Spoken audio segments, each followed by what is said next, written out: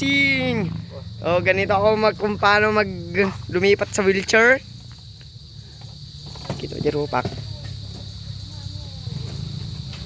Oh. Oh. Kabit yan, boy. So, ganito po yung paglipat kapag kayo ay galing sa tricycle. Yan guys, oh. Pogi ko. Naka-align po yung inyong mga paa, 90 degrees. Dahil tayo ay pumakbo. Yan.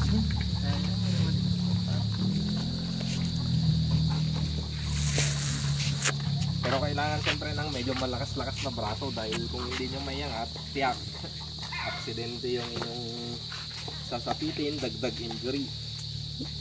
Siguraduhin natin maayos yung ating pagkapwesto ng paa para maayos tignan yung ating postura. Yan. Oh, may papogi-pogi points ka ba dyan? Bye!